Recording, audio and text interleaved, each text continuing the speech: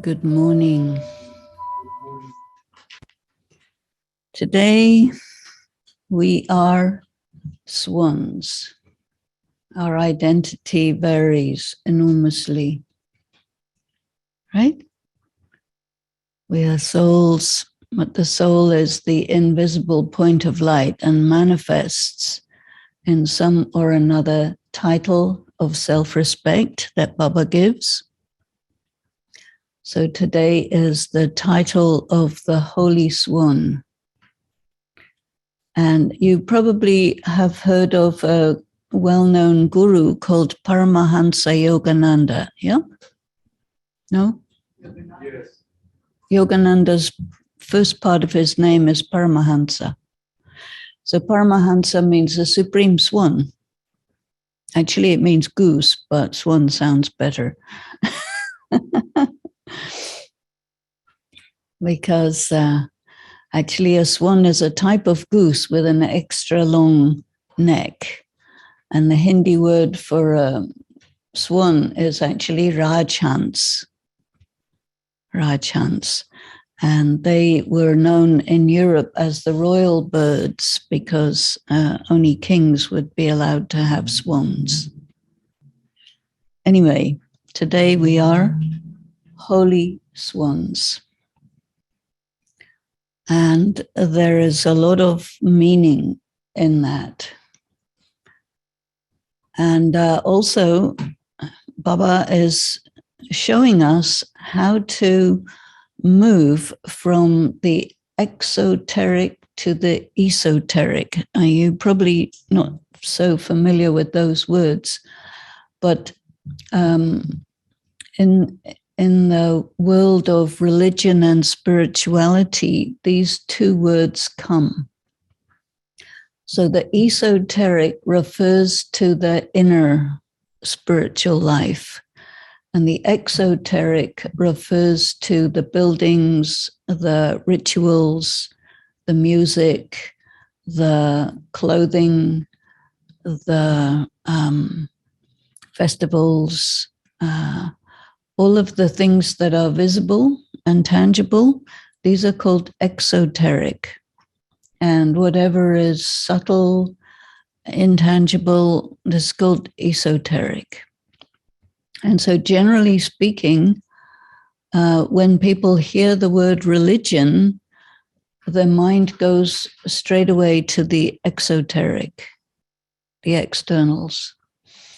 And when you hear the word spirituality, it goes more to the esoteric. Because the esoteric part of all the religions is the same, and the exoteric is different. That's something not everybody knows. And Baba is actually teaching us or taking us to the esoteric, which is the inner. And it doesn't really matter what religious background you come from, including if you are non-religious, but with this gyan and yoga and dharana, you will go to the esoteric. And it will be the same for everyone. Because the esoteric is really soul consciousness and God consciousness. And then all the rest of the knowledge is additional important information. So the Murli was originally spoken on 6th of January of 1990. And today, 6th of February of 2022. So 30 some years ago. Om Shanti, the definition of a holy swan. Today, the Father, the ocean of knowledge, sees a gathering of holy swans. So if you take your mind right away to Om Shanti Bhavan, this would have been spoken in Om Shanti Bhavan, and 3,000 BKs, all perfectly dressed in white. That's the gathering of holy swans.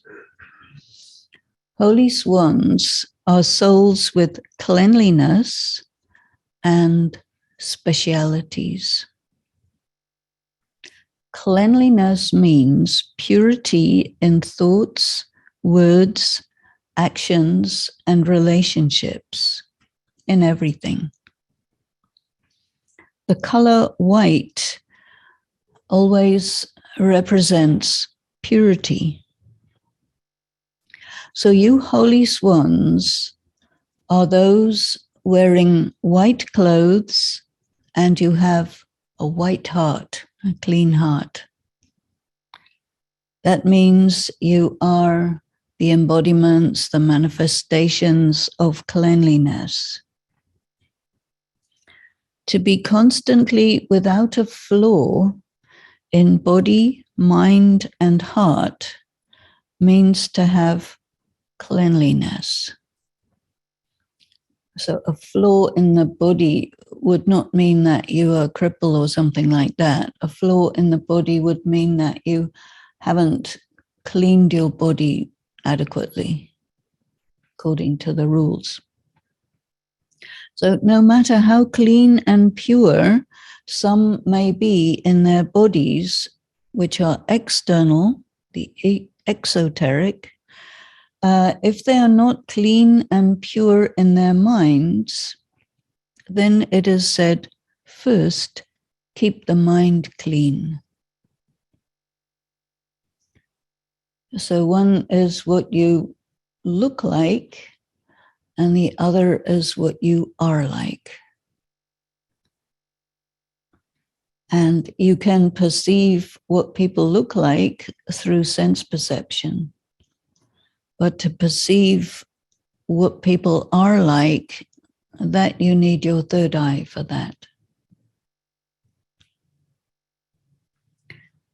It is said, the Lord is pleased with those who have clean minds and clean hearts, and as well as that, the desires of those with clean hearts are fulfilled.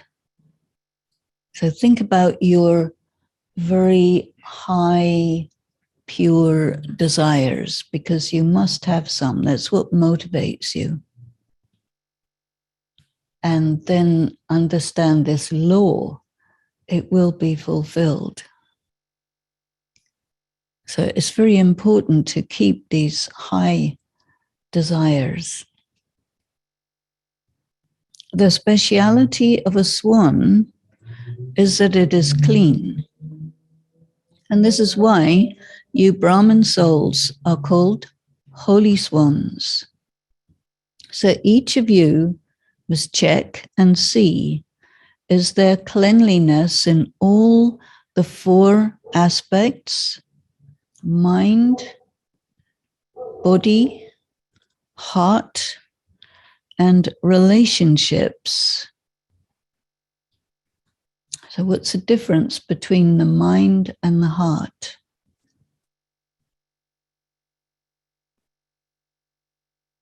You could say that your heart refers to your intentions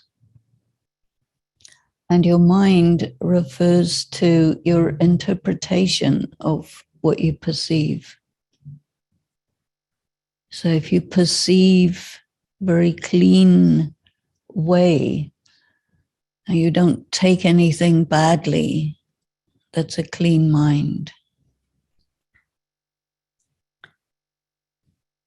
So, is there cleanliness in all four aspects of the mind, the body, the heart, and relationships in myself, the soul who is a holy swan?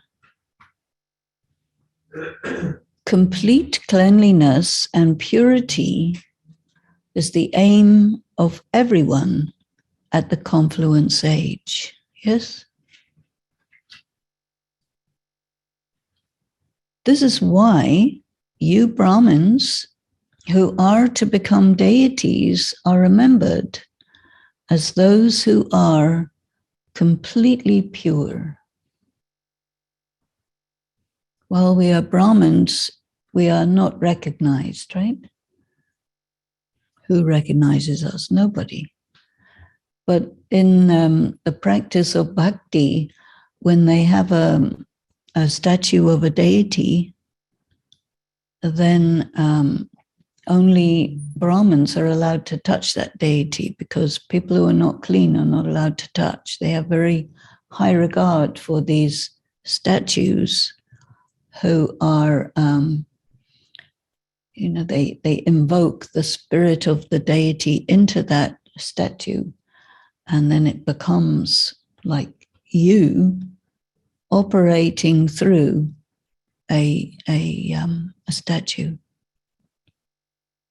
And in that state, you were honored and recognized because of your practice now.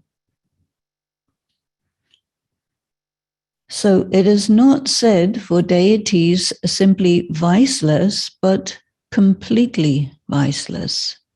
It is said 16 celestial degrees complete. It is not said just 16 celestial degrees, but complete is said with that. It is your deity form that is praised, but when did you become that?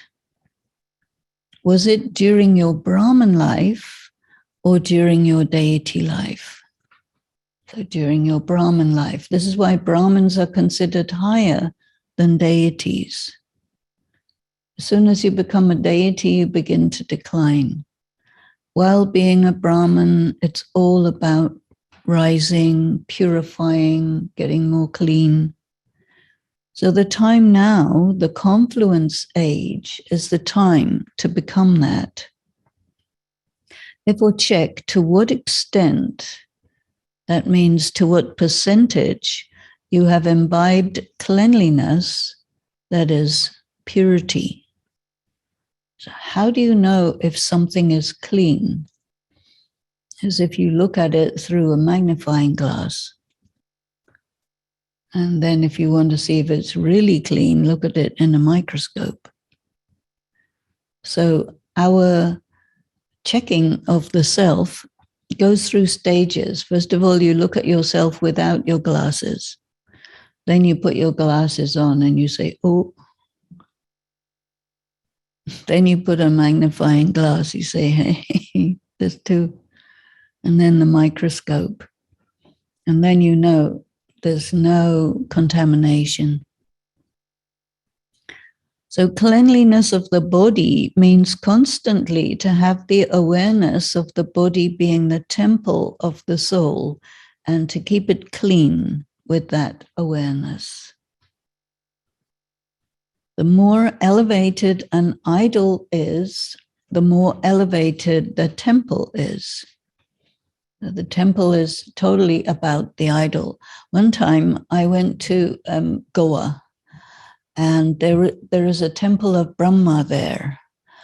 And they had a very ancient image of Brahma with 5 faces. And they took down the temple to restore it. And so they put this image in a sort of large box to protect it from the vibrations of ordinary construction or something. And you could really see in this process of the rebuilding of the temple how the temple was totally about that particular idol. So it's not that you have a temple and then you put an idol in it, but you have an idol and you put a temple around it. So are you ordinary idols, images, or elevated ones? Brahman souls, I think it's not a good idea to use the word idol, because in the English language, idol is pejorative. What's what pejorative means? Pejorative means something you don't like. And in all of the Abrahamic cultures and also among the, what are they called? The Samaj, what kind of Samaj? Arya Samaj. They don't believe in images of deities, right? And so they use the word idol to refer to something that you don't like. So if you put idol in the Murli referring to something you do like, then it would jar against somebody who hears it. And so it's probably better to use the word image.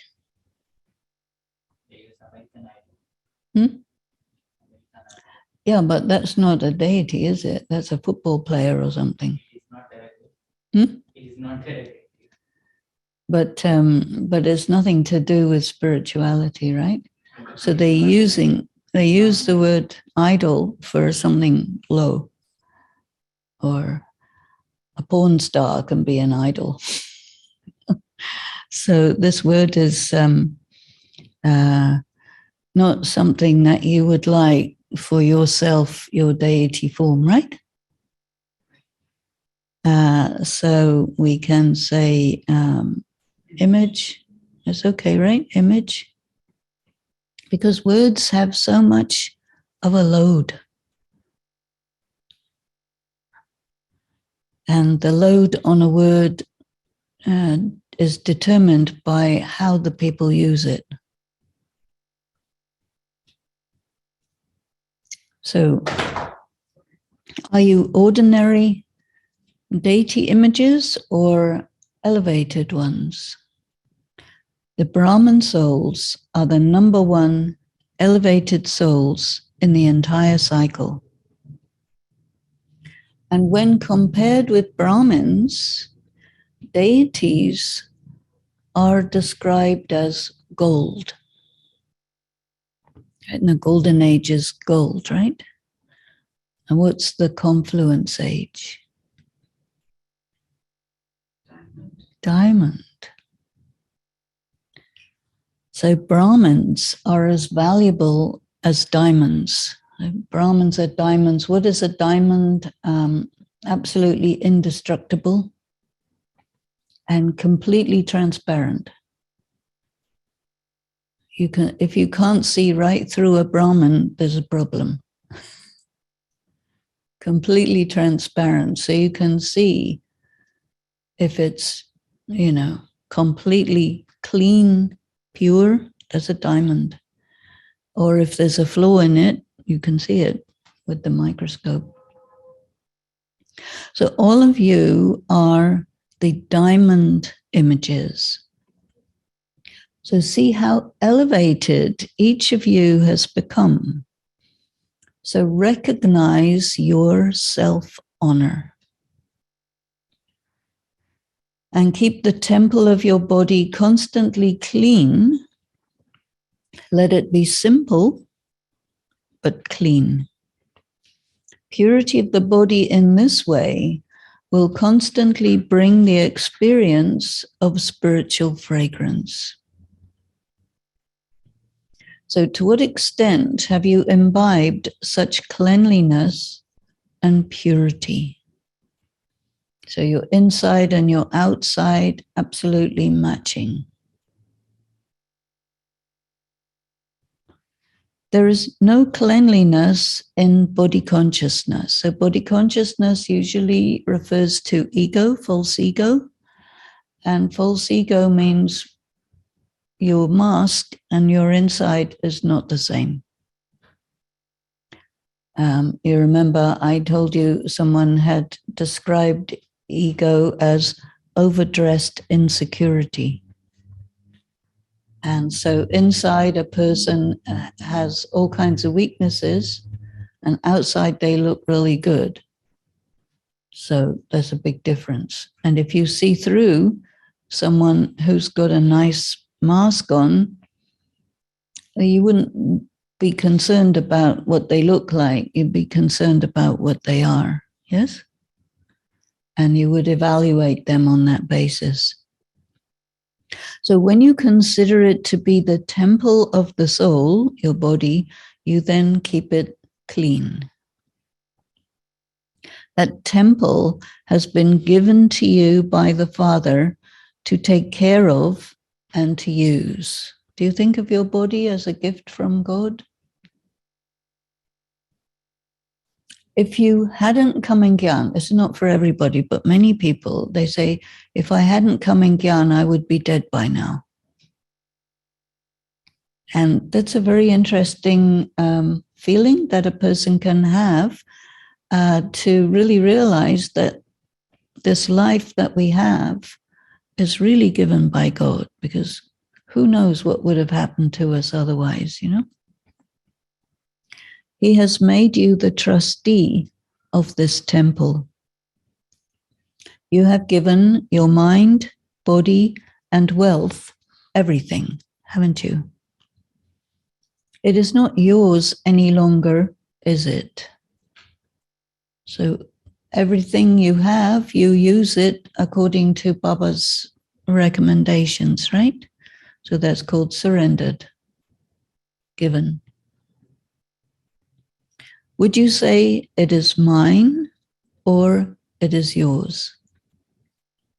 By becoming a trustee, you automatically become free from attachments. So when you have attachments to people, they want you to use your time, energy, money their way. And when you're a trustee of Baba, and you've given everything to Baba, then if that corresponds with Srimat, that's okay. But if it doesn't, then you put a boundary and you say, no, I can't do that. And of course, they don't like it. This happened to Brahma Baba, that he gave his everything to Shiv Baba, and then his relatives, children wanted money. He said, no. According to Shiv Baba's direction, you can make your own money. So they didn't like it, but it was actually correct karma. So by becoming a trustee, you automatically become free from attachments and you bring about cleanliness and purity in yourself.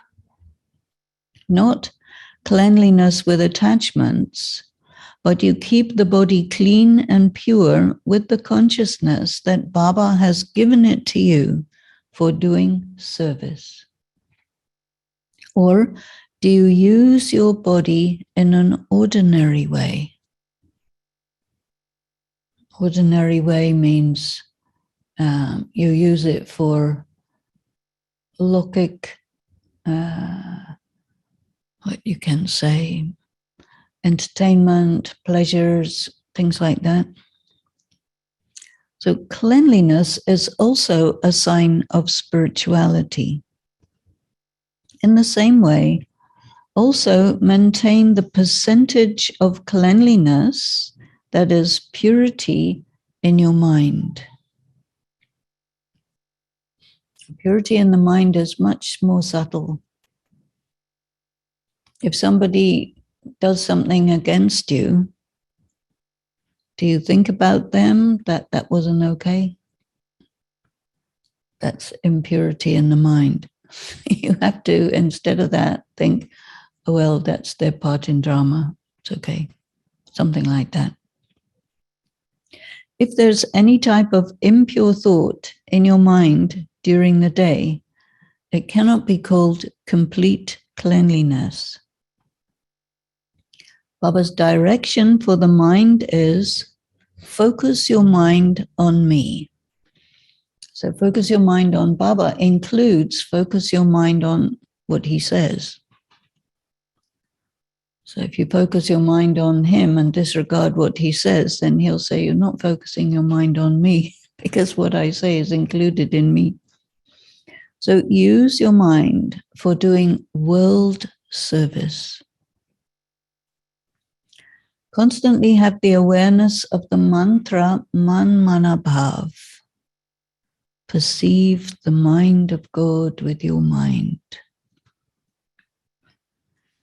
This is known as cleanliness and purity of the mind. If the mind wanders to anyone else, then that is not cleanliness. It's a little bit of infidelity. Because when you think about someone else, it's either by attraction or repulsion. And that occurs because of karma. It creates a vibration. You're either attracted or repelled.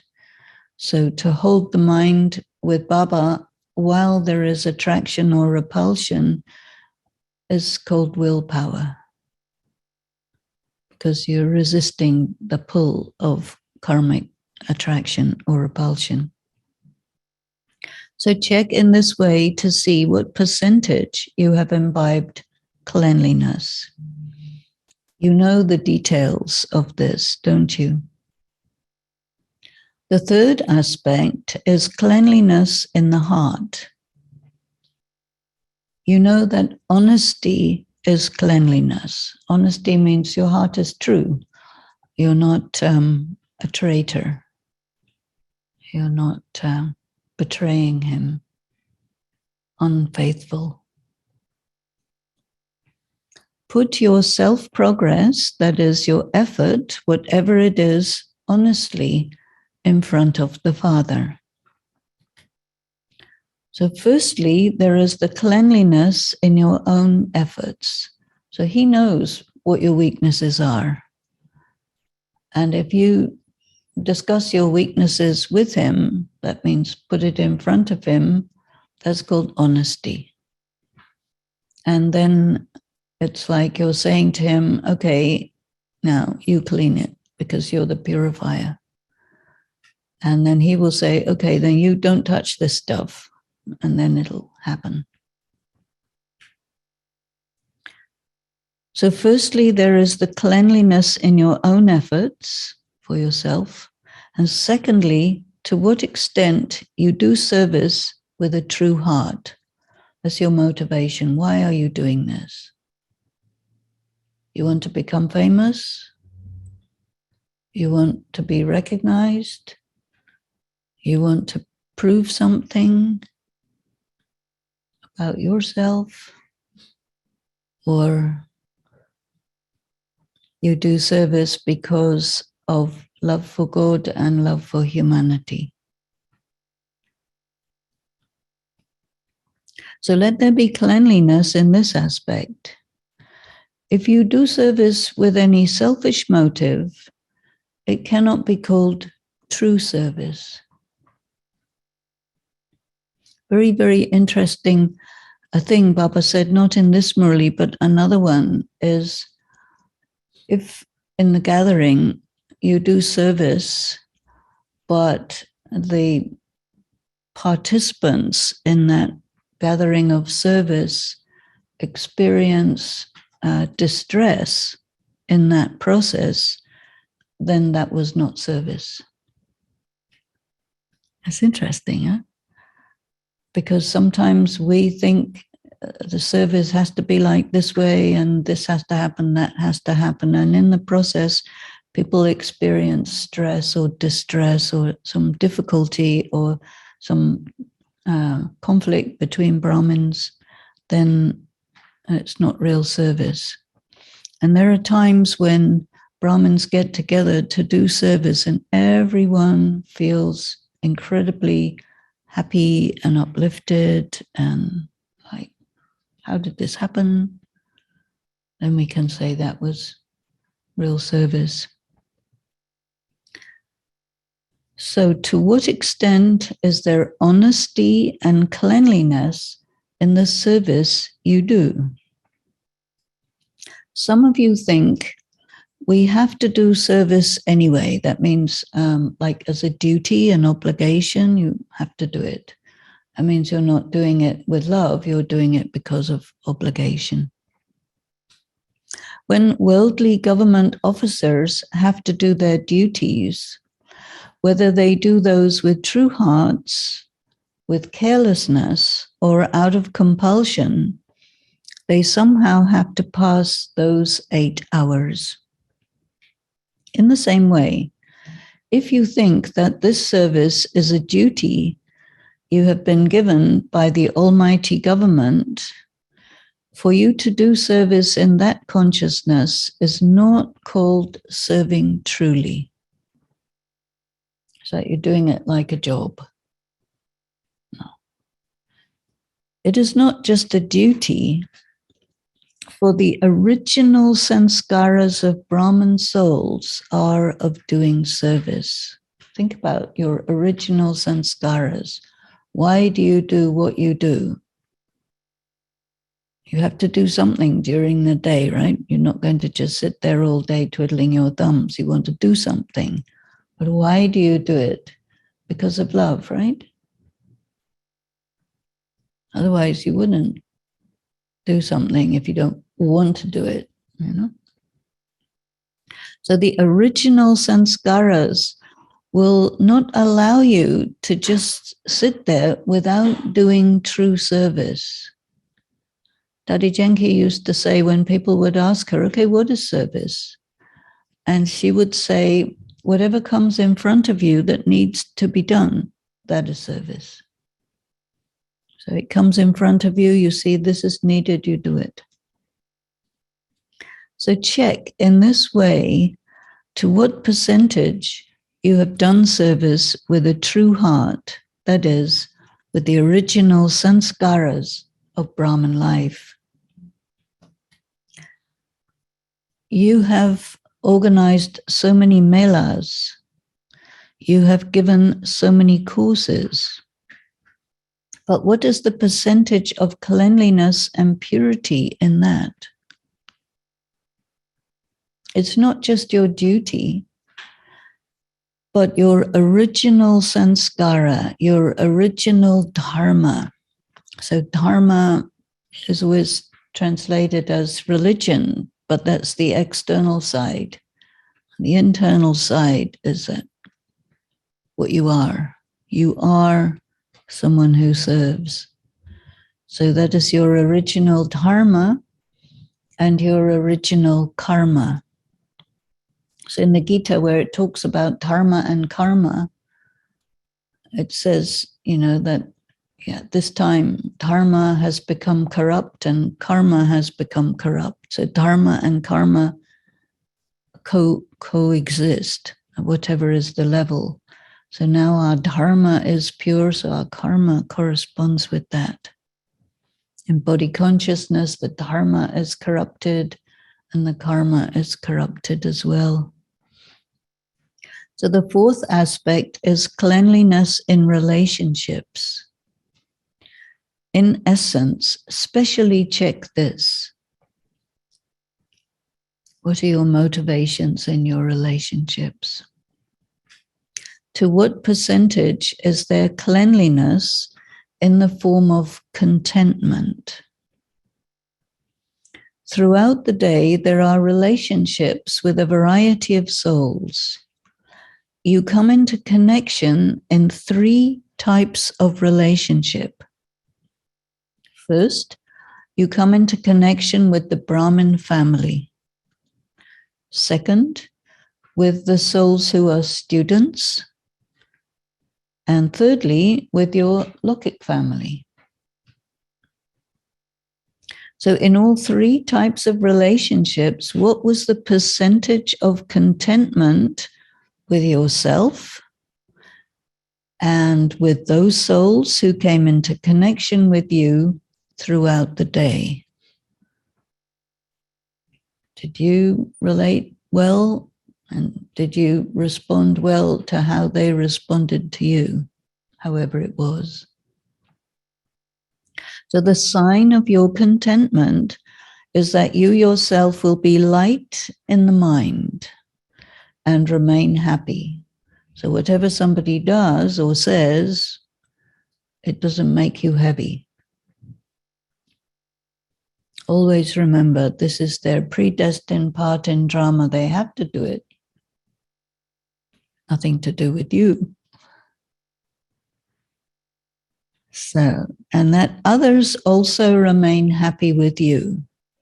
Now, quite often you do the right thing and somebody is not happy with you. But if you know that you've done the right thing and they're not happy with you, you can still be happy that they're not happy with you, because you know that you did the right thing. So your sense of self, your feeling about yourself has to do with your karma. You will not suffer for somebody else's negative karma, right? A lot of people do, but it's optional. So the sign of discontent is that you will be heavy in your mind. If you are a true Purusharati, Purusharat meaning that you do everything for the sake of yourself, not for the sake of somebody else, even though you do it out of love. So if you're a true Purusharati, effort maker, the thought will repeatedly keep entering your mind, even against your conscious wish. I should not have said this. If you make a mistake, your conscience immediately says, oh, it would have been better if I hadn't done this, right? You always know, it stays in your mind. It would have been better to have said this and to have done this, right? One very useful thing to be aware about is do not live too fast. When you live too fast, you make mistakes more easily. So you need to have a speed limit in how you live your life, because then you won't make mistakes. There's a saying, there's never enough time to do it right, but there's always enough time to do it over. It's an American proverb. And why would you do it again when you could have taken a bit more time to do it right in the first place? So we have to resist the energy from the world to go too fast. So a careless effort maker will not even have this thought. This burden will not allow them to remain happy. Right? A careless effort maker means you don't care about your conscience. You disregard your conscience, and then it loses functionality. It won't talk to you. You don't want that. So this burden, you go against your conscience, you don't care, you get a burden, you're not happy, you don't get it why you're not happy. Because you didn't listen to your conscience. So this burden will not allow them to remain happy. It will not allow them to remain light. Cleanliness in relationships means contentment. This is honesty and cleanliness in relationships. That means you're not going to be reactive and you're not going to be manipulative. These are the two things people do that's against conscience. And this is why you have this expression, whoever is true, honest, is dancing. That means someone who is honest constantly dances in happiness. So, did you hear the definition of a holy swan? If there isn't the cleanliness of truth, then although you are swans, it means you're dressed in white, but you're not holy swans, not pure. So you are remembered as those who are complete and perfect. And so check to what extent you have become that. So as you progress in your Brahman life, your standards get higher and higher and higher, right? You can't start off with super high standards because you can't make it like that. Slowly go raising your standards time by time. If today, according to the drama, your account with your body were to be completed, that means you will leave your body, what would be your percentage mark of passing? Are you 100%, 60%, perfect? Or would you tell the drama to wait a little longer? Are you young ones sitting here with the thought that you will not leave the body?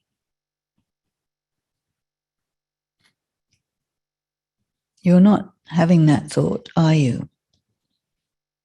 What is the meaning of being ever ready? Does it mean to wait in anticipation of the time that you leave your body and think that you have still 10 or 11 years left? Most of you think that you've got time up to the year 2000. You know, Brahmins are continuously trying to figure out the date of destruction. And in 2000, they thought, you know, we like round figures, 5,000, 21, 8, 16, whatever. And so 2000 is a good year to die. Well, we passed that. We're still here. Now they're thinking 2037 or 36. That's the latest idea. Maybe, maybe not. The question of the destruction of the world is different from keeping yourself ever ready. So do not confuse the two. Different souls have different parts. Therefore, do not think that you do not have a part in the advance party. You might. Or that you have a part after destruction. You might not. Some souls do have that part, but you have to be ever ready. Otherwise, traces of carelessness will emerge.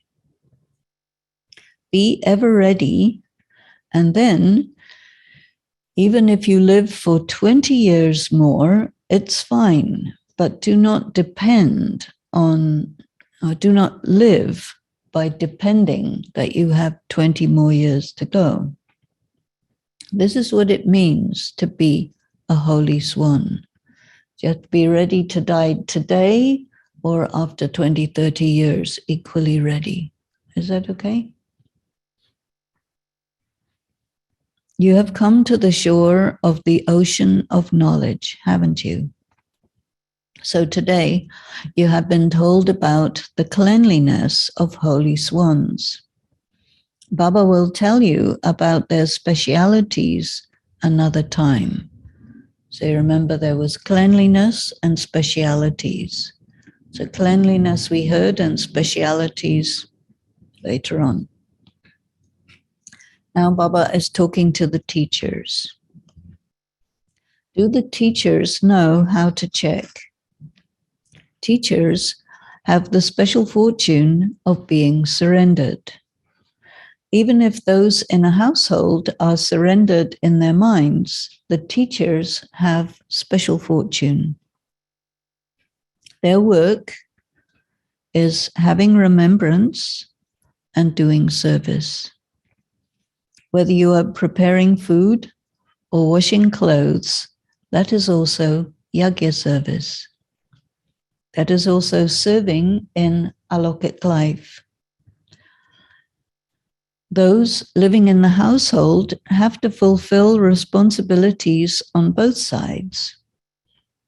But you teachers have only one type of work. You do not have double work. Those who remain constantly engaged with the Father, with service, with honesty and cleanliness, do not need to make any other effort.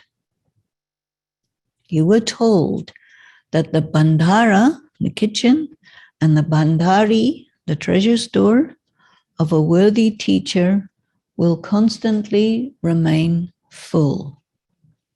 You will not need to worry about how everything will happen next month, or how will you handle the expenses of organizing a mela.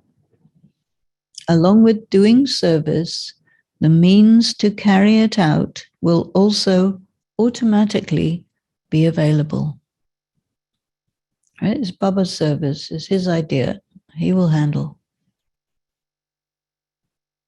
When you think too much about why the number of students doesn't increase, or why they do not stay, or why they go away, then the students will not stay. You're causing them to go away by thinking that you don't like that they go away. They'll go away. It's interesting. The mind doesn't know the difference between yes and no. So if you think go away or don't go away, it has the same effect. But if you think be here, stay, it has opposite effect. So if you remain yogyukt and invoke them with your spirituality, your vibrations, then the number of students will automatically increase. So this happens, doesn't it? Always keep your minds light. Let there not be any kind of burden. A burden comes from not being clean, not listening to conscience. If there's any kind of burden, whether it's a burden about yourself or about service or about service companions, it will not allow you to fly. And service will also not expand. Therefore, constantly keep your hearts clean and continue to attain your desires, the desires of your clean heart. Attainment will automatically appear in front of you. What did you hear? All spiritual attainments are for Brahmins anyway. Where else would they go? So spiritual attainment is sitting there looking for who to go to. So go to Brahmins. It is the right of you people, and no one can snatch away your rights. Do you know what your rights are?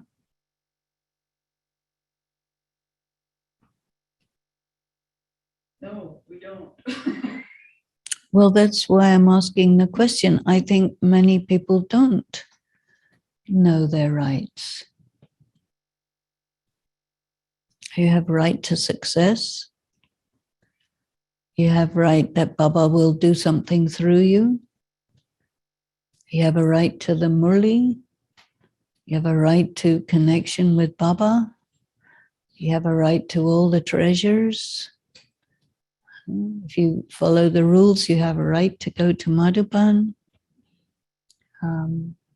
So many rights. You have a right to be happy.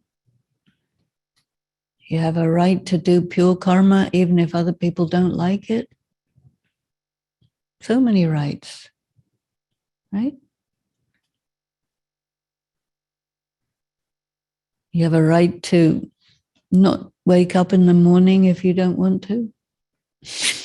But then you will lose. So you have to also see that you use the rights for your profit, right? Acha, to all the holy swans everywhere who please the true Lord, we're honest, to the elevated souls who have a true heart, to the number one children who constantly keep themselves ever ready, to the ones who make themselves worthy of praise, complete and perfect, to the Father's close children, to the experienced souls who have the experience of considering themselves to be as valuable as diamonds. Do you realize how valuable you are? Oh. So, how do you realize how valuable you are? You have a choice. Either you listen to what other people tell you, or you listen to what Baba tells you. Has he ever told you you're no good, rotten, useless, BK, go away? No.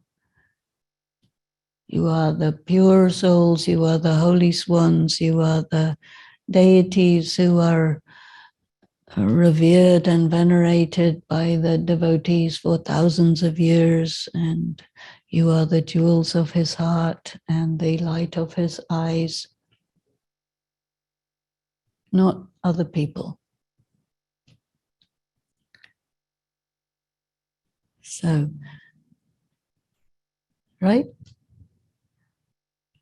You have to tell yourself that. And if you notice yourself being weak, right? There's all sorts of little ways of being weak, like if you feel bad about yourself and you want somebody to console you or something like, or put you up, there's a weakness because it puts you under other person's influence. It's not good to do that. At such a time, remember who you are and what you are, and don't go there. It's a very useful piece of information.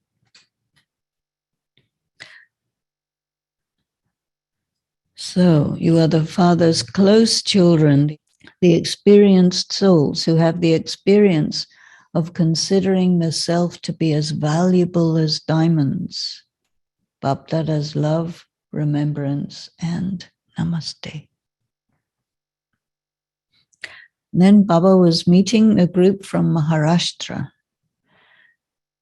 Are you always happy? To be happy means to be full and perfect. Perfect means like balanced.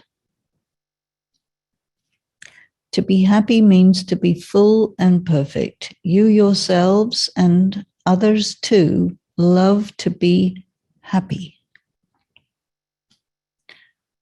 Where there is not happiness, it is said to be a jungle of thorns. So the lives of all of you are happy.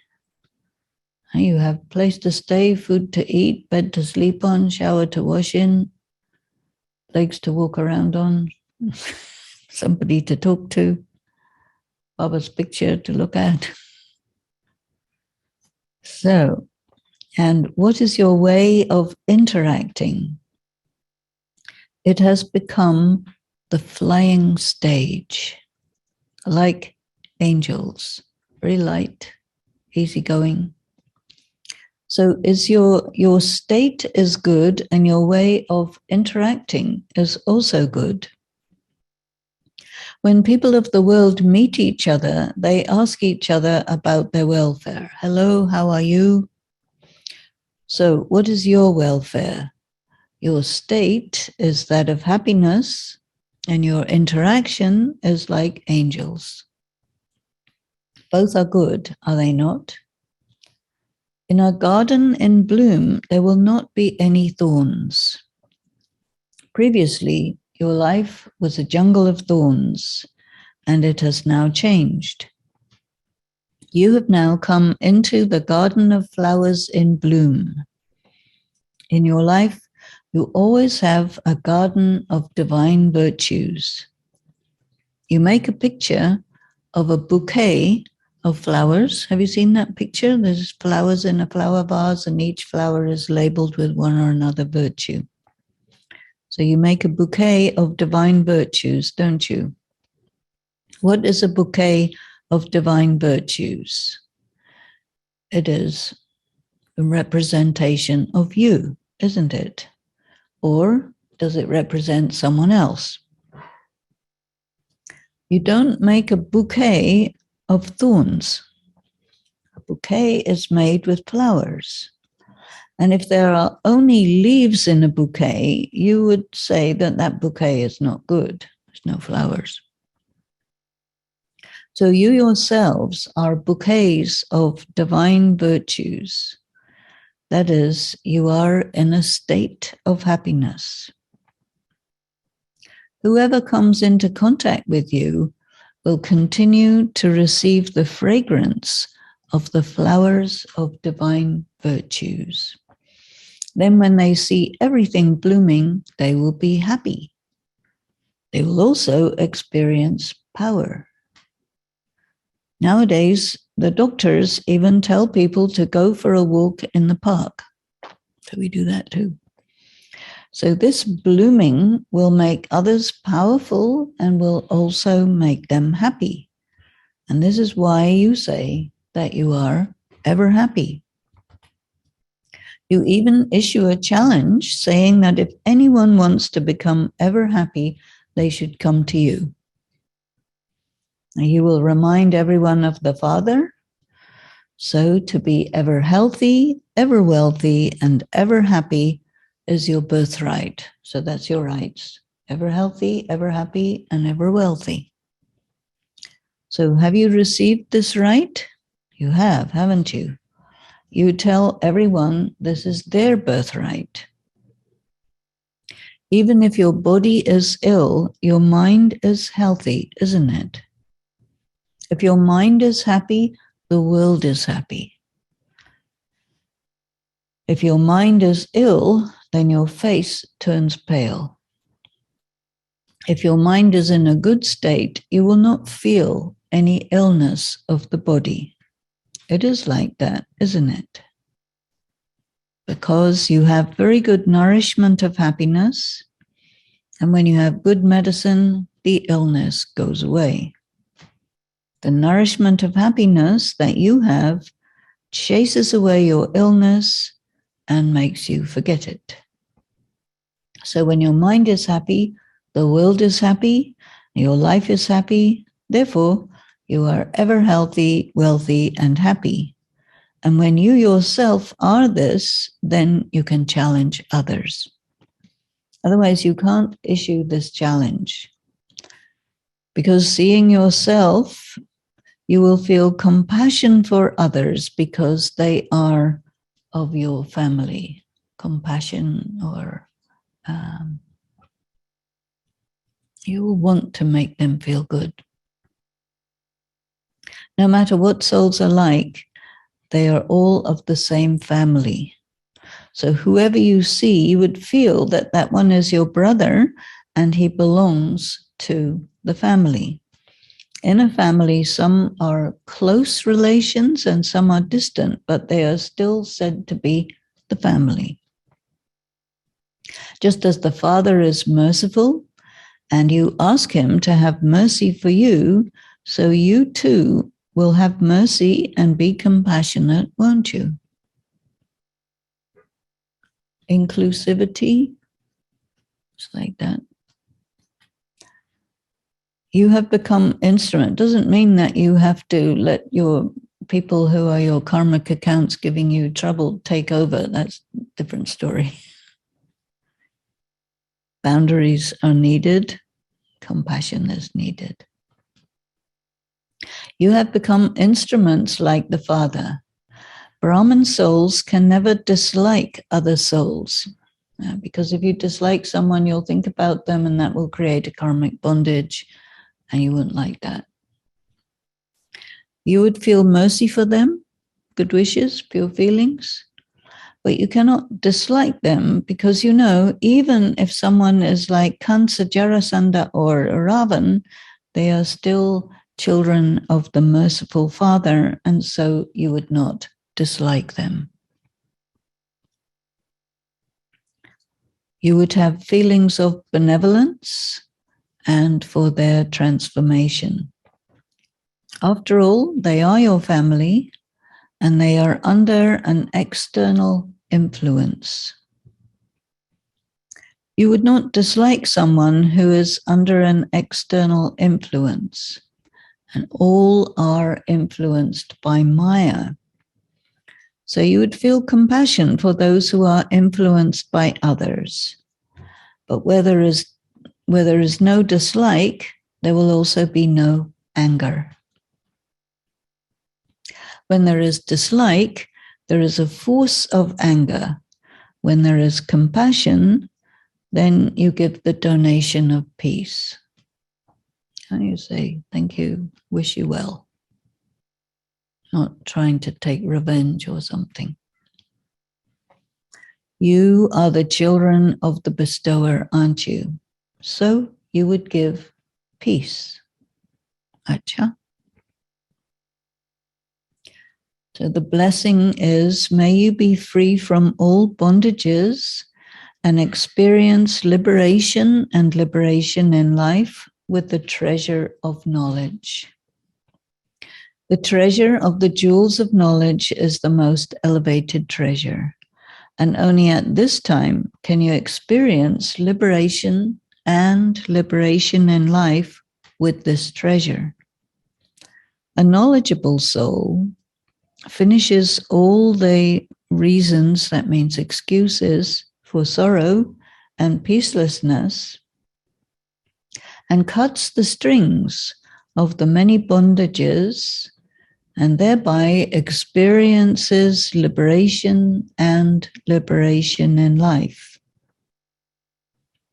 So to be constantly free from waste thoughts, and sinful actions, so negative. What's the difference between a waste thought and a sinful thought? A waste thought is not bad, but it's trivial. So to be free from the waste thoughts, sinful actions is the stage of experiencing liberation and liberation in life. And the slogan is, a world transformer is one who transforms the atmosphere with a powerful attitude. Attitude means vritti. Vritti is, attitude means a position you take vis-a-vis something. So it's a perspective. You can look at it like that. Okay, so waste thought is trivial. And implication is sinful thought is bad. Given that we are both Shudras and deities and balanced, how do we define what is bad? It's really to do with the knowledge of the karma philosophy. And your sense of self, your sense of identity varies from moment to moment, depending on lots of things.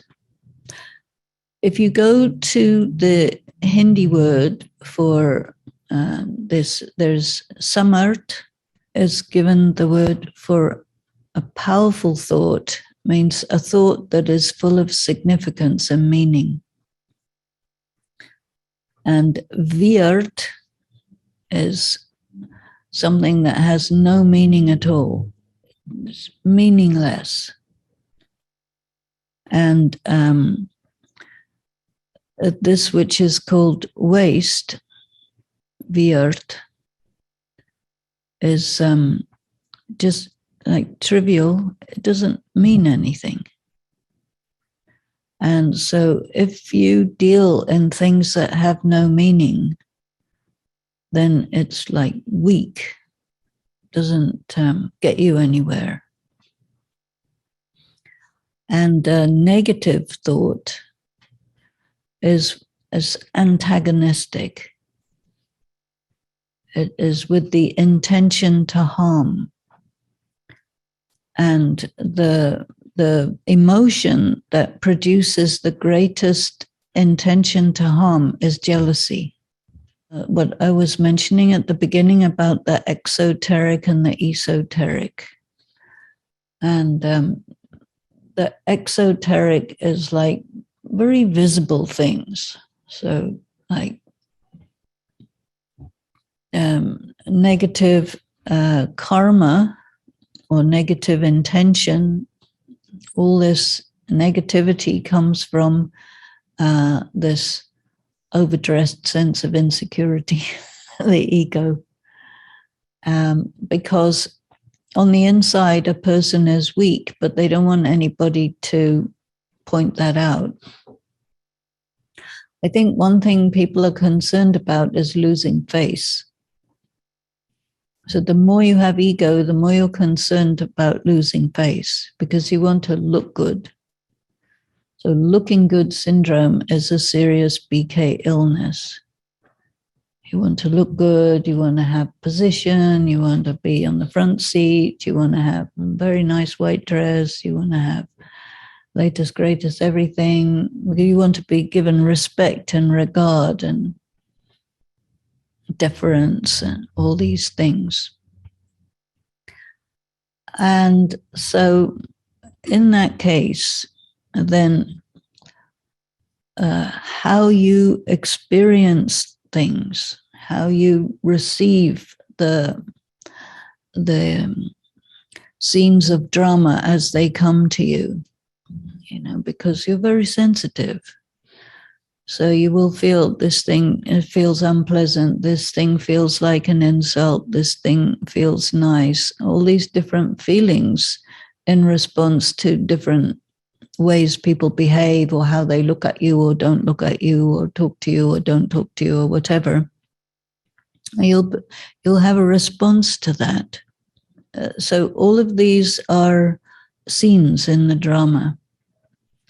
And Baba is the director of the drama.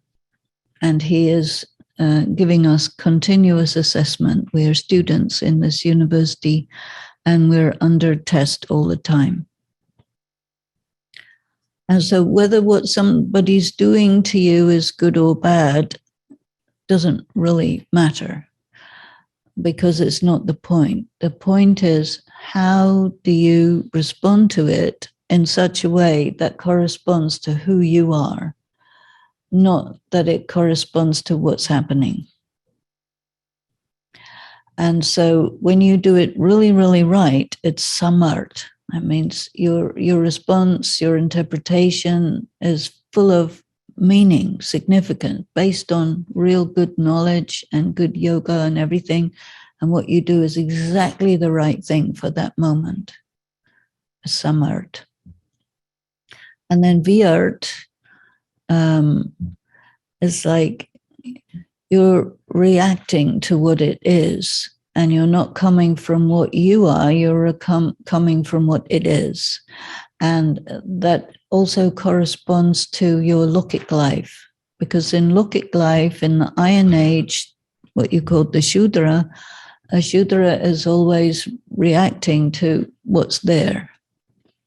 But the Brahman is responding meaningfully to put a karma in the drama which is full of significance.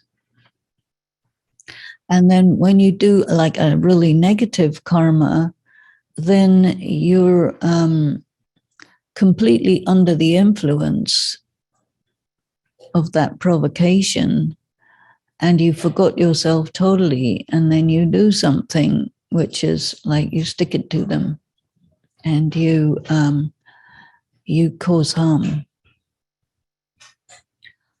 And then comes the matter of how you have to take care of yourself in the face of opposition, which is different. Because there are occasions where circumstances are absolutely designed to take you down. And you need to recognize that. And then you need to act powerfully. Because you have to set your boundaries and say, I'm not a victim. I cannot be taken down. Keep your distance. Sometimes you have to do that.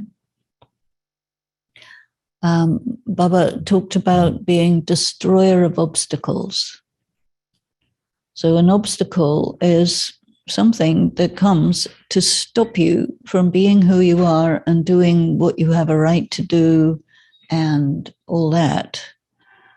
And if you don't come into your power and use your God-given fourth item of Vishnu, the Gada, then you're only three-armed deity. And very few people actually talk about this mace. And the mace is power to face.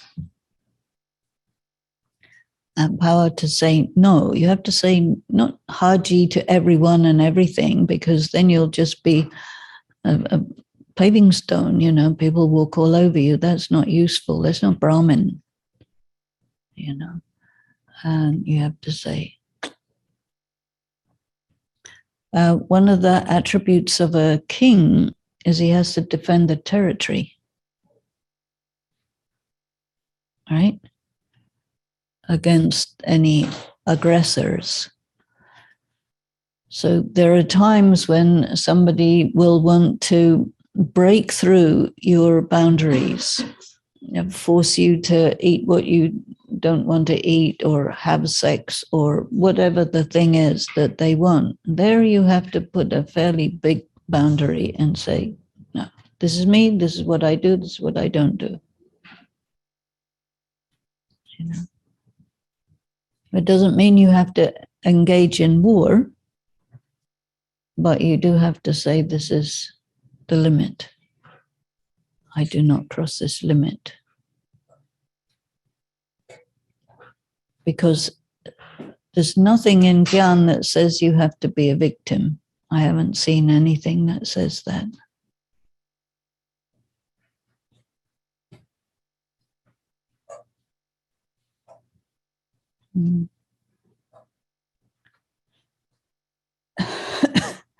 There's a question, how does a virtue become divine? We hear this word divya gun, and we also hear Shiv Baba is the ocean of virtues. And I think a virtue becomes divine when you're really seeing a quality of Shiv Baba or a quality of Brahma Baba, which is Shiv Baba expressing it through Brahma Baba or Mama, or a Brahman who has inculcated a pure virtuous quality from that divine source, and you're inspired by it, and it's a divine virtue. But then if you think, well, all the virtues, what are all the virtues? So Brahmins have a tendency to write the list of all the virtues, right? And if you go to Madhuban, you will find a list of 36 virtues on the plaque outside the history hall. And they say this is 36 virtues. But the thing is this, there are virtues, values, qualities, and powers. And there are words which could be a virtue, a value, a quality, or a power, depending on how it's used and what it's said to represent. So these things are not just words that you find in a list. They're really things that you have to think about. You see, the Hindi for a virtue is gun. And this has this characteristic of being something that is laudable about a person, something that you would praise them for. So someone who is really studying the knowledge and wanting to inculcate it. I mean, the dharna of the knowledge, then all these different scenes of drama, they provide you with an opportunity to use a virtue or use a power or decide what your values are and how you handle that situation depending on your values. Are you listening to your conscience? So it's quite complex. And, it's easy to look at it as a list and tell people you should be loving, peaceful, patient, etc., etc. Anybody can do that. But then when you're meditating on the virtues and thinking about what they are, what these words mean, what does it look like in interaction, you processed what it means. That's really meditating, is to process an idea to a point where you get it and you express it. There's another question. You mentioned the difference about, you can just take it back a little bit.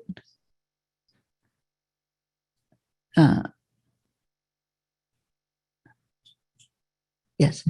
The difference between the mind and the heart.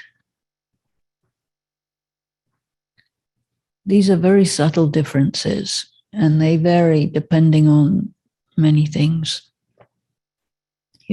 Just say a soul has mind, intellect, sanskaras, but they all work together all the time. So you can separate them from the point of view of describing them, but none of them will operate by themselves without the others. That won't happen. So, if you have a pure mind and an unclean heart, that's unlikely, right? They go together. But then he says, mind, heart. So it means you have to think about, is my heart, my mind, I'm thinking, I'm intending.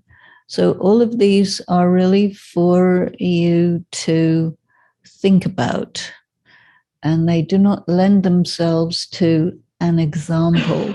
So I wouldn't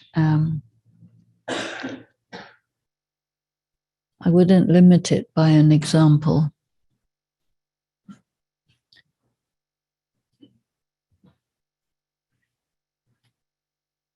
Okay, as this word, calling Maya she supports misogyny. I was wondering, why is God often referred to as he? Well, exactly.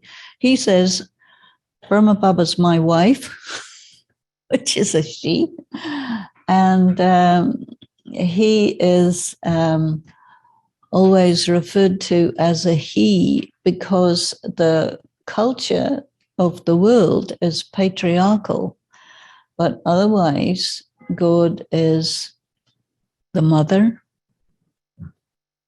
the father. The legal system is patriarchal. And when he is being he, it's because of the inheritance. The inheritance has to come from the grandfather through the father, and the inheritance is the knowledge. Now, calling Maya she is also using a capital letter for Maya, as if Maya is actually a woman. And if you say that the 5 vices are a woman, then how does it support misogyny? It's because in the patriarchal system, there are many descriptions of women where they say women are by definition dishonest. Men are always honest. Actually, dishonesty is pretty much equal in males and females. But I did visit some universities in India who studied how the female is regarded as fundamentally bad in India, and how that happened, and how they, how they make it work in the social environment. And then you see, you say Maya as she. Now, in Indian language, there are two genders, like in Spanish and Italian and French, and all words have a gender. Like the table is female, and the floor is male, and the flower is female, and the vase is male, and the glass is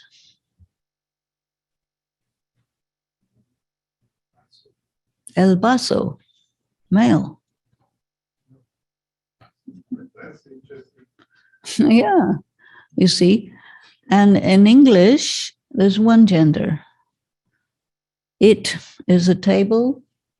She is a woman. He is a man. This male horse is male horse. This cow is female. You see. So objects cannot have a gender in English, but in Hindi, they must have a gender. So language is constructed like that. In German, you have three genders, der, die, das. A girl is neuter.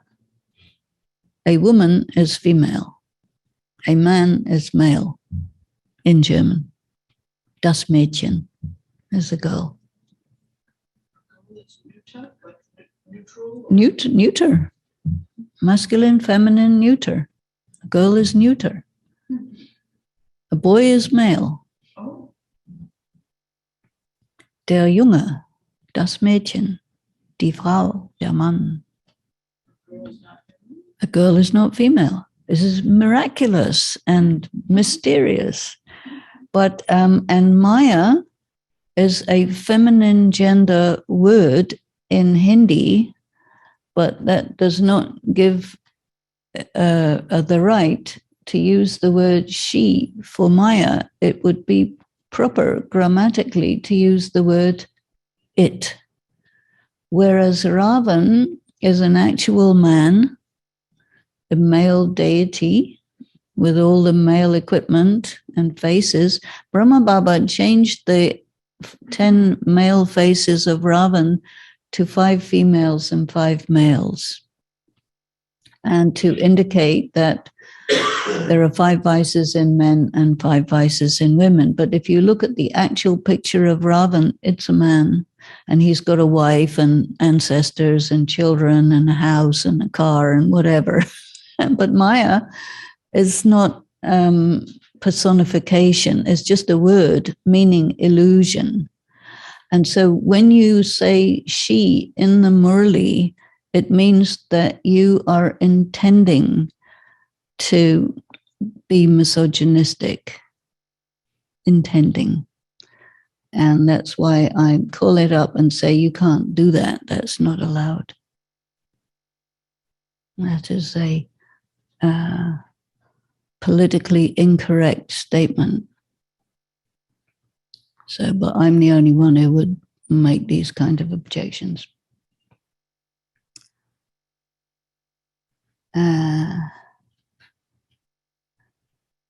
You mentioned in a class, Raj Yoga is not at all religious. No, I didn't say that. What I said is that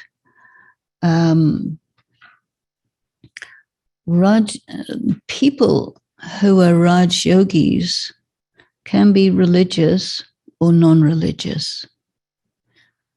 And if you approach Raj Yoga in a religious way, that'll be one way of doing it. And you can approach Raj Yoga in a spiritual way, but not religious. Or you can have partly religious and partly non-religious. You can have that too. So, yes, I said if you approach Raj Yoga in a religious way, you remain body conscious. Why? Because religion ordinarily implies the exoteric way of working with these things. You're concerned about rituals, buildings, festivals, songs,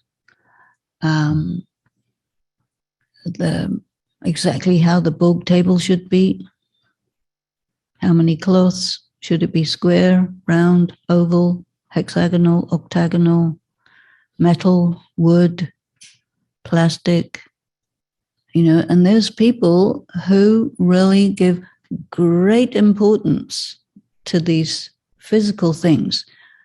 This I classify as religious. In India, when they recite the scriptures, they give more importance to the pronunciation than the meaning of the mantras. And these mantras are very deep, and they can be interpreted in many different ways. They need to be much meditated on, but which people don't really do. It's religious. And when you come into Raj Yoga with that background, it's very easy to work with Raj Yoga in that way and give all sorts of importance to the external things. And that will take you to a certain level, but then you won't really easily be able to know what is soul consciousness, because it's not physical. And you won't really easily be able to know what is God consciousness, because there's a very spiritual. And now new students, you say new students consider it to have a religious touch, and this is because the majority of people who present and represent Raj Yoga are doing it from a religious background. And therefore, it's clear that it's a religious type of thing, because that's how it's presented. But it doesn't have to be. And this is not something that you can necessarily, or that you necessarily have to do anything about. I don't think you have to do anything about it, but I think you do have to recognize yourself and ask yourself, are you fundamentally a religious type, or are you fundamentally a spiritual type, not particularly religious, or are you a mixture? In which case, how much? It really depends on yourself. And you can't expect everyone to be the same. They're different. And there are many people who are very limited by religious, like bigotry. And there may be some people who give a lot of importance to something from a religious angle, which is also cultural. And, like some people say, oh, you have to, have incredible respect for the food. Because prasad, in Hinduism, prasad, you have to.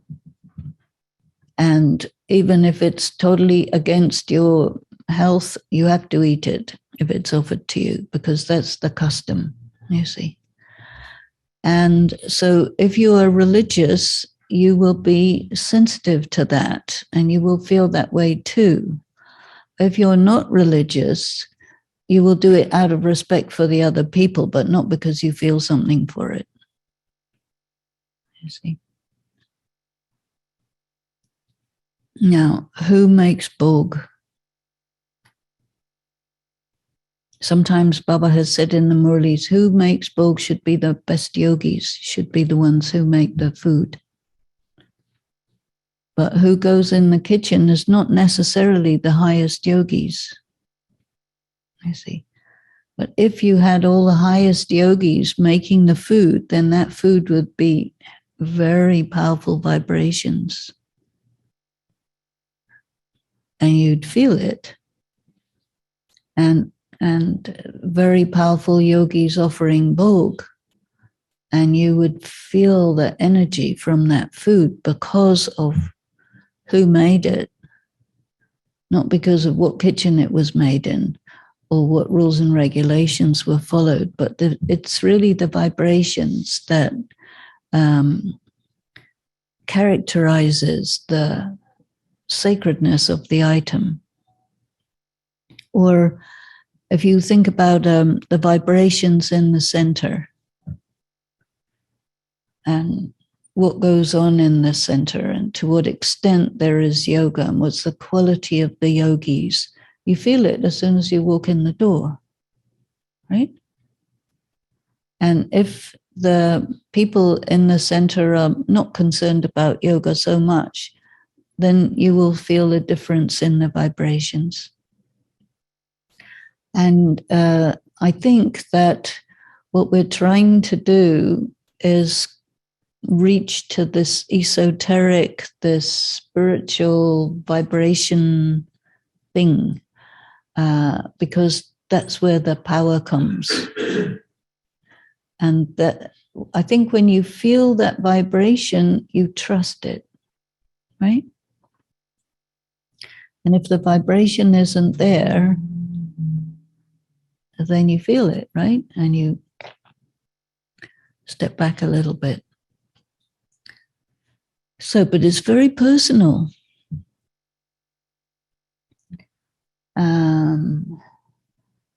What is the role after destruction? The role after destruction,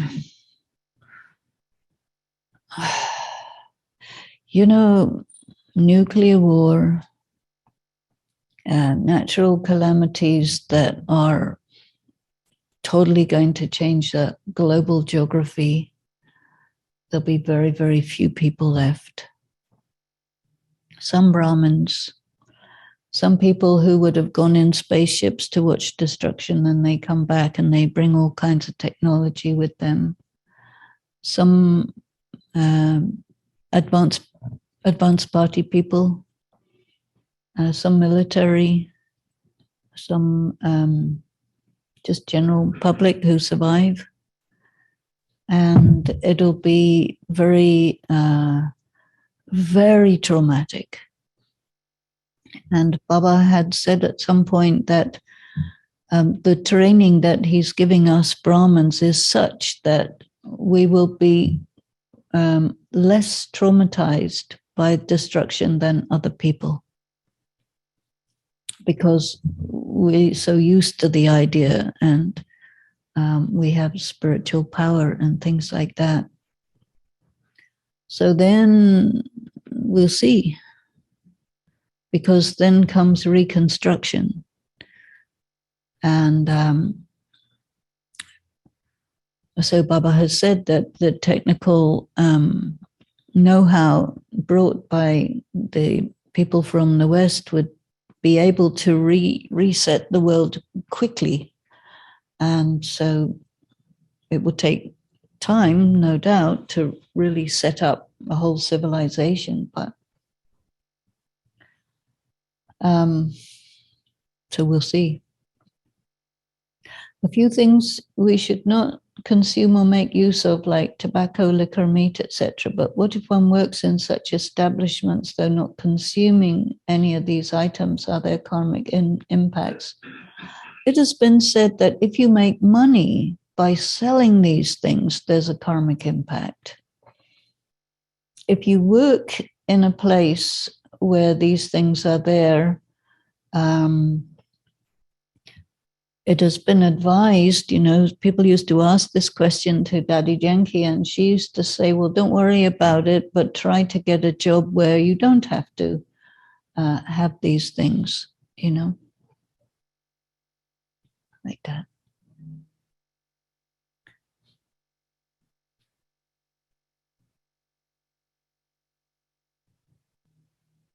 Wait a minute, what is done with a BK's body after death?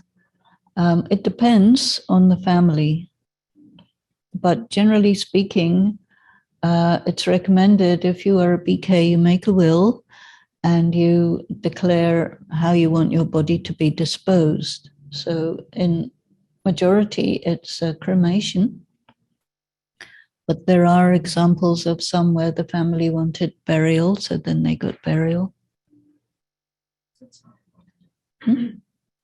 Sorry, it's questionable. Is it important? So it's not. Oh, is it important? Well, it depends on the BK.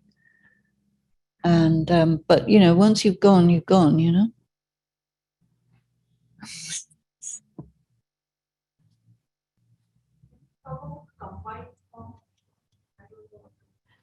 It's interesting you ask about combined form, because this is a question that souls get equal births as male or female. What about LGBT? Well, who knows? I don't know. You are both, and the body that you have will incline you one side or another, because you're definitely influenced by your body and your culture, your conditioning as a child. They will say you're a girl, etc. But sometimes you get many people who feel, no, I have a body of a boy, but I feel like a girl, so I want to be a girl. So okay, be a girl, and vice versa. But people, especially religious people, tend to be very focused on homophobia. And so then they say this is not what God intended, but they don't know what God intended. So I think you just have to be a soul and make yourself, androgynous. And whatever body you have, consider it's given to you by God. And all these things really are statements that apply to BKs who are heavy-duty BKs who are dealing with themselves. So if you are an LGBT BK, then presumably you'd be celibate, so it wouldn't make much difference one way or the other. The last letter of LGBT includes the letter A, which people often forget. Oh, what's that? Asexual. Asexual, yeah. So there's a lot of asexual people. Yeah, that's very convenient if you want to be a BK. Anyway, there's lots of humans. We don't need too many more. How do we deal with unjust character assassination from someone who supposedly has a lot of power to affect our lives, such as our doctor, our boss, our landlord? Well, it's one of these tests. BK has to deal with lots of tests, including character assassination, and use it as a circumstance for you to transcend all of this bad mouthing that is going on. It's what you get in Kali Yuga, and you use your powers to handle it better.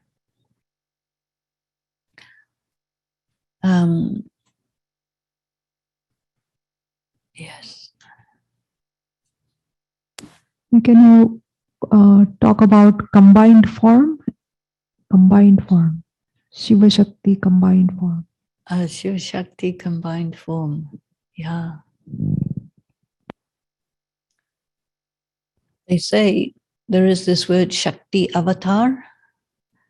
And nowadays we're all getting ready to celebrate Shivratri. And so that is the avatar of Shiva. And so one is the incarnation of Shiva, and then there is the idea of the Shiv Shakti as the one who holds the power of God in the goddess. And so Shiv Shakti, it used to be on the BK badges, there used to be the word Shiv Shakti. Now it says Om Shanti, but it used to say Shiv Shakti. That means to say that you are declaring that you are a person who is in relation with God and you pull the power of God, and that's who you are. So he says in many Murlis, think of yourself as the combined form. And there are many things that he wants you to do, which is outside your capacity. But if you keep yourself combined with him, and let yourself be used by him to get something done, he gives the energy for that. And in the same way, in terms of facing opposition or aggression or something like that, if you're just by yourself, you can feel intimidated. But if you are with God, you won't be intimidated by that. But you have to really practice to be with God, and you have to be faithful, because he will not be with you if you're sometime with him and sometime with somebody and somebody and somebody. No. So it really is a reference to he is the only one for you. And then this happens, this combining happens. Do you have something else in mind?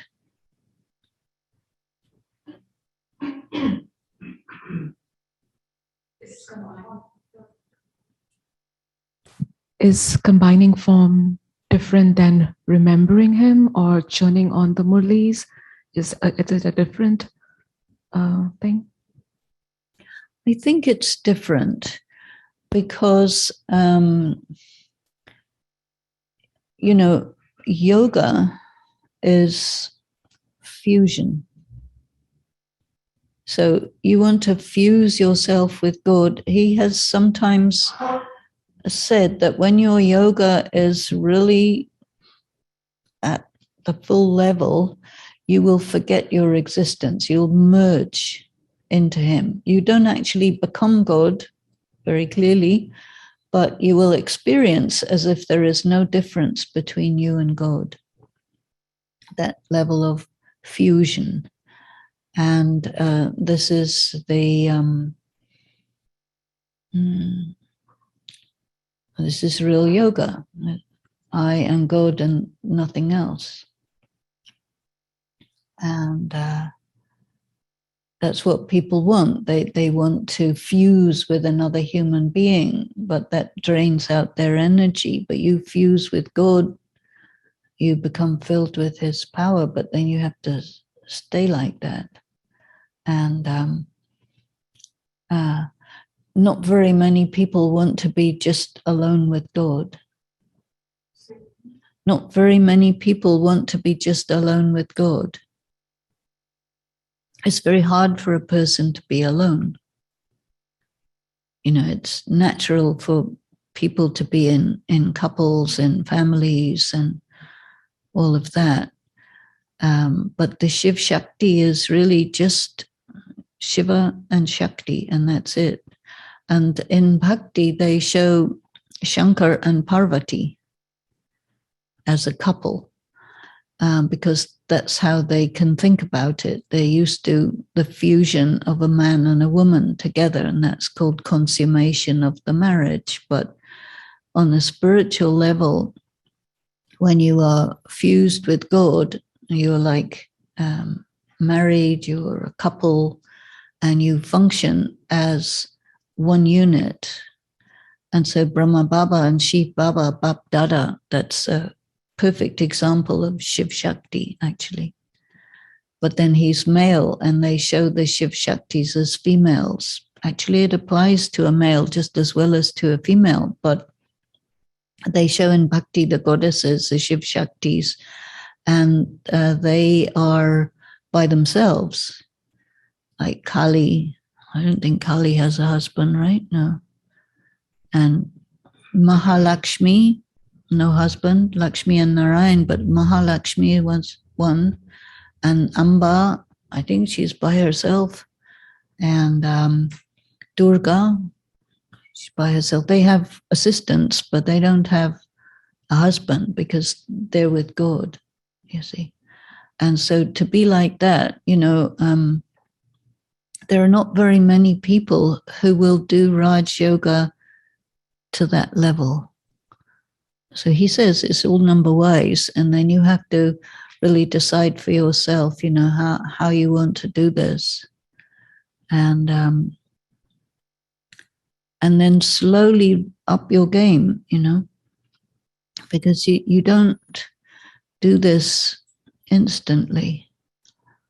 And this is why he's given so much time.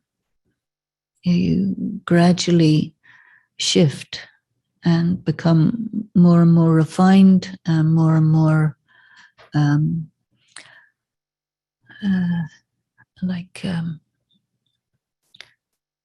you know, a diamond by itself.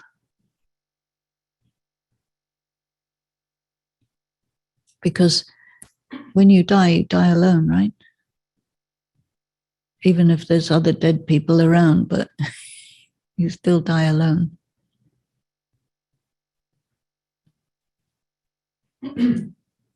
Maybe you answered, but I haven't heard it properly. So my follow-up question would be then, how do you, what do you do to have that combined form? Is it a process and it comes eventually? Because churning the Murli is very easy. You understand what it means by churning the Murli. But when you're saying, okay, practice the combined form, now what does that mean? What are the steps? Or is it just a process which comes, you keep working on it and then you arrive at it? Yes, I think it is a process. And I think that when you start practicing the combined form, you will sit down in a meditation room and think about, this is me, this is Baba, we're combined together. And you will take it like that. And then over time, over many years, your interpretation of it will shift until it becomes like this representation of the Shiv Shakti that you get in Bhakti. And these are formidable goddesses, very, in a way, very scary, you see. And this is one of the reasons why there is such a thing as misogyny, because the potential for the female to be combined with God is way too scary for the rest of the world. And so that's why it has to be very secret, very discreet, very much. And this energy, like it's so powerful that people would be afraid that they could be damaged by it. Like, for example, you look at the other side of the scale. There are occasional moments where particular individual men wanted to rule the world. And they tried. And they were not able to. And sometimes Baba says that there's a law against it because like it's a spiritual law that using the power of force, power of violence. It's against the law to control the world through violence. And so you get the stories of different men who tried to do this, Hitler or Alexander, or different men tried to do that. And Baba says, in terms of the present time, he says we are heading in a direction of world war, and that if the Americans and Russians could form an alliance, they could control the world. And they would do that by military force. But that is not allowed. There's a spiritual law that stops it, because the power of God is greater than the power of a human-based force to control. And, if you would get a situation like that, that it would be very, very destructive, and there would be no way out of it. And so it's like he says, it's that the drama cannot be like that, because the nature of the drama is that, yes, everything will get destroyed. All the souls have to leave their bodies, and he will take them back. And he is God, and he will create the new civilization by preparing the people for it in advance and all of this. And that the world powers, the nuclear powers, they will pit their energy against each other, and they will destroy each other. And they will not be able to come together and rule over anyone who is not of their people. And he has shown on the Kalpa tree, we have the Kalpa tree over here. So we have the picture of the two cats who fight, and the Krishna who gets the butter. And so he says that the film, the story, is not that it ends up with one set of people controlling the world through violence, but that these people cannot come together, and they will knock each other out, and they're preparing to do that as we speak. And the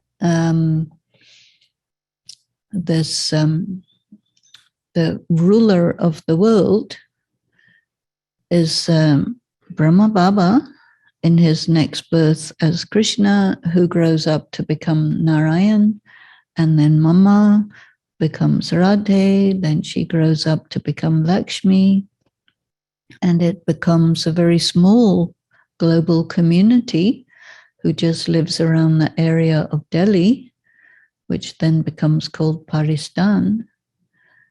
And all the other actors would have gone back to the soul world. This is the Gyan. And, for now 80 some years, nearly 90 years, the story has been told again, and every Murli it comes. And so the description of the drama is very clear to us. We know who the players are and what happens, and we don't know who we are individually, but we're somewhere in there. And it's right in front of us. And so people are still wondering, okay, now what? Right? Many people are wondering, okay, what now? And we say, wait and see.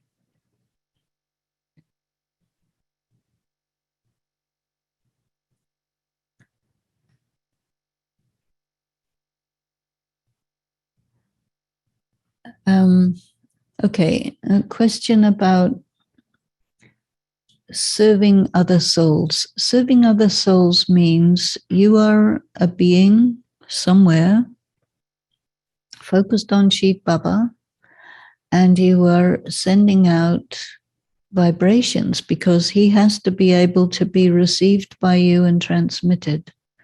So you receive and transmit, whether you're talking to him or you're in silence or whatever, but you're putting out this vibration, and this is what they need. There is some Murlis in which Baba said that there will be times in this destruction activity where people will be in extreme distress, really extreme distress, and that at such a time they need to receive relief from your transmission of Baba's remembrance. And so he wants us to do that a lot, because there's a huge number of people who are already in extreme distress. Very many.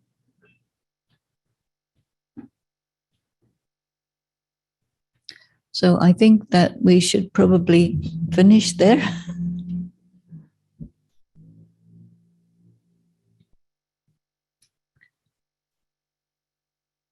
Yes? Okay, so let's have a moment of remembrance of Baba. Shanti.